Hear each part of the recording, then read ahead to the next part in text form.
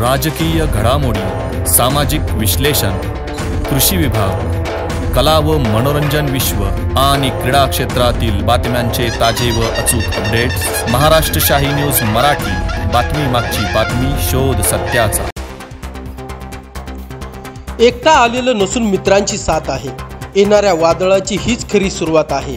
एक तीर एक कमान, सारे आदिवासी एक समान हा नारा देत संगमनेर तालुक्यातील पठार भागातील सर्व आदिवासी समाज शनिवार दिनांक 9 ऑगस्ट रोजी जागतिक आदिवासी गौरव दिनानिमित्त घारगाव येथील भारत हायस्कूल व कनिष्ठ विद्यालयाच्या मैदानावर एकवटला होता।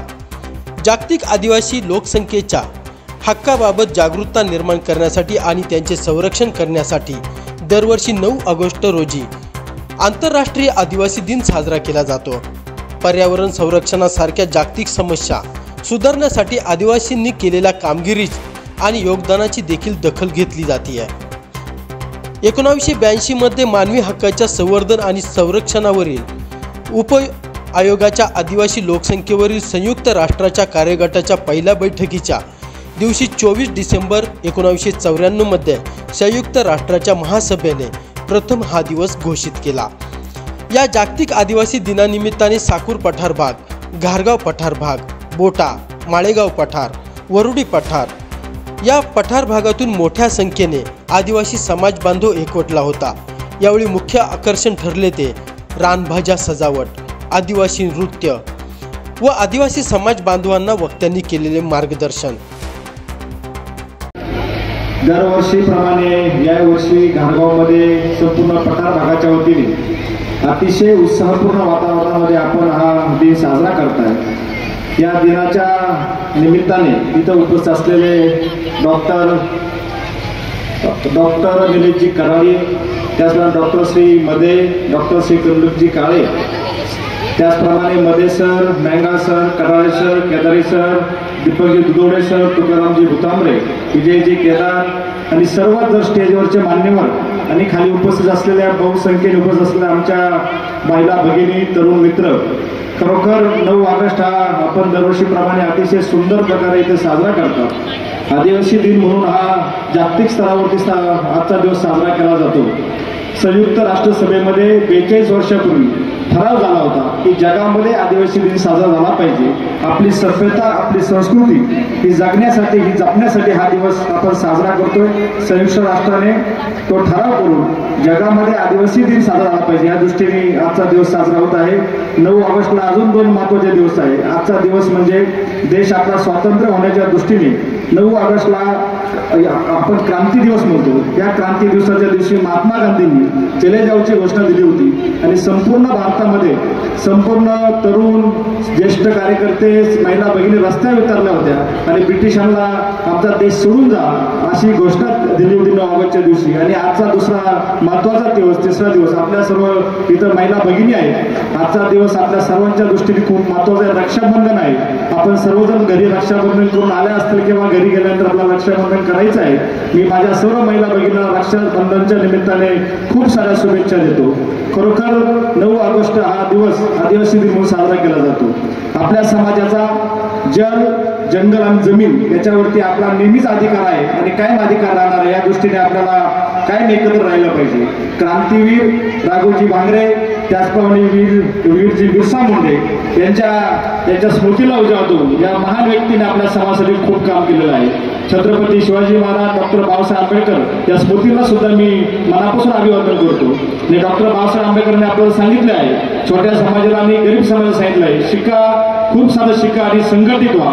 संघटित झालं तर खूप सारे मोठे व्हाल। म्हणून आपल्या सर्व माझ्या बांधवांना माझी विनंती आहे, इथं महिला भगिनींना विनंती की आपण सर्व मुलांना, आपल्या मुलांना शिकवलं पाहिजे, घडवलं पाहिजे, घडवून मोठं केलं पाहिजे। आपला समाज सुद्धा बाकीच्या समाजाच्या बरोबरीने आहे, त्या दृष्टीने आपला प्रयत्न करायचे आहेत। खरोखर आजचा दिवस आपल्या दृष्टीने खूप महत्त्वाचा आहे। संपूर्ण जगामध्ये आदिवासी दिन म्हणून चांगल्या प्रकारे साजरा केला जातो। आजच्या दिवशी आपले समाज बांधव सर्वजण एकत्र येऊन आपली संस्कृती जपण्याचं काम, आपली सभ्यता स्वतःच आपल्याचं काम करत असतात। आज 9 ऑगस्टच्या दिवसाच्या निमित्ताने आपण सर्वजण गारगाव येथे जमला, पठारमध्ये सर्व आपले बांधव इथे जमा झाले। मी आपल्याला या दिनाच्या निमित्ताने खूप साऱ्या शुभेच्छा देतो। त्याचप्रमाणे भविष्यामध्ये आपल्याला जी काही मदत लागेल ती करण्याचा आम्ही कायमच प्रयत्न करू अशी ग्वाही देतो। आपण गेल्या 5-6 वर्षाच्या काळामध्ये आपल्या पठार भागामध्ये जिथे जिथे वाडी वस्ती आहे, आदिवासी वस्ती आहे, बऱ्याच ठिकाणी जातीच्या दाखले रेशन कार्ड नव्हते। आपण राज्याचे माजी मुख्यमंत्री आमदार बाळासाहेब थोरात यांच्या माध्यमातून आपण हे सर्व देण्याचं काम केलेलं आहे। येणाऱ्या काळामध्ये सुद्धा आपल्याला जी काही मदत लागेल, समाजासाठी असेल, वैयक्तिक असेल, कोणासाठी असेल, ती करण्याचा मी 100% आपल्याला ग्वाही देतो। आपला खांद्याला लावून खांदा उभा राहून आपलं काम करायचा मी प्रयत्न करेल अशी आपल्याला ग्वाही देतो। त्याचप्रमाणे आजच्या दिनाच्या निमित्ताने माझ्या वतीने वैयक्तिक माझ्या वतीने 5,000 रुपयाची देणगी आपल्याला मी या ठिकाणी देतो आणि या आदिवासी दिनाच्या निमित्ताने आपल्याला खूप साऱ्या शुभेच्छा देतो। धन्यवाद। जय हिंद, जय महाराष्ट्र, जय आदिवासी।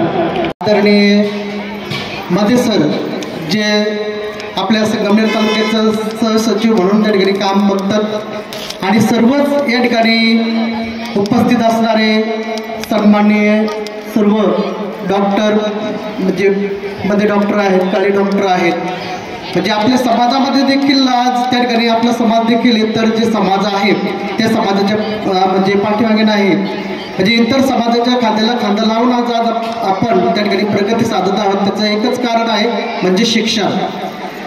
म्हणजे आपण आपला जो समाज आहे त्याला शिकून त्या ठिकाणी खऱ्या अर्थाने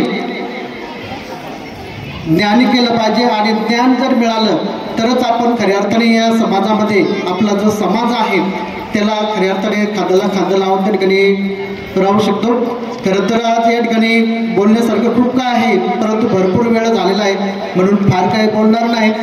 तर आज या ठिकाणी आदरणीय कडाळे सर, त्याचबरोबर आमचे मित्र दुधवडे सर, बेंगाळ सर आणि सर्व घारगाव आणि साकूर बोटा परिसरातून जे काही सर्व आमचे जे काही नोकरदार वर्ग आहेत यांनी आयोजित केलेला हा जो 9 ऑगस्टचा जो काही कार्यक्रम आहे या अतिशय सुंदर अशा कार्यक्रमाचं यांनी या ठिकाणी औचित्य साधलं। खूप सुंदर असा कार्यक्रम या ठिकाणी खऱ्या अर्थाने घडवून आणला। प्रथमतः मी त्या सर्वांचं आपल्या सर्वांच्या वतीने अभिनंदन करतो, त्यांना खूप खूप धन्यवाद देतो आणि आपल्या सगळ्यांना या आदिवासी दिनाच्या खूप खूप साऱ्या शुभेच्छा देतो। थांबतो। जय आदिवासी, जय आदिवासी। आदिवासी दिन साजरा करण्यासाठी एकत्र आलो आहोत। तर आदिवासी दिन हा का साजरा केला जातो आणि त्यामागचं उद्दिष्ट काय?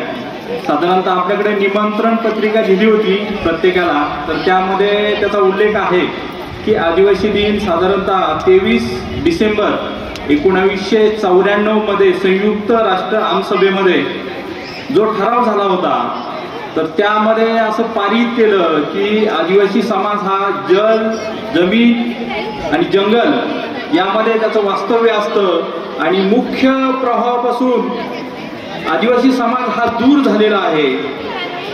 पर्यायाने यांचे मानवी हक्क असतील, पर्यावरण, आर्थिक, सामाजिक विकास, शिक्षण आणि आरोग्य यातील समस्या सोडवण्यासाठी हा जागतिक आदिवासी दिन साजरा करायचा असा एक ठराव संयुक्त राष्ट्रामध्ये झाला।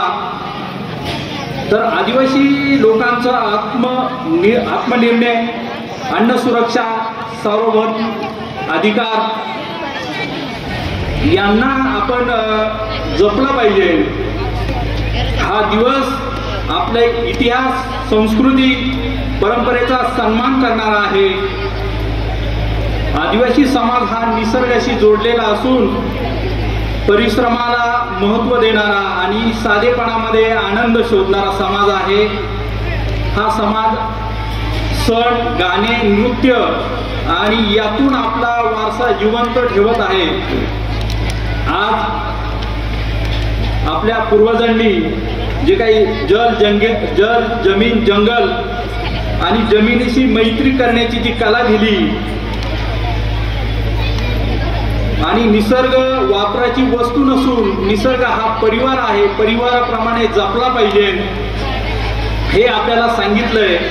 तर आजच्या युगामध्ये पण आपण जल, जमीन, जंगल एवढंच नव्हे तर बाकीच्या गोष्टींमध्ये सुद्धा पुढाकार घेतला पाहिजे। आदिवासी लोकांचे मानवी हक्क असतील, पर्यावरण असेल, आर्थिक व सामाजिक विकास असेल शिक्षण असेल, आरोग्यातील काही समस्या असेल तर यासाठी प्रयत्न केले पाहिजे. आदिवासी समाज हा कधी स्त्री आणि पुरुष यामध्ये मतभेद करणारा नाही आहे. आदिवासी समाजामध्ये स्त्री भ्रूण हत्या ही कधीच झालेली नाही.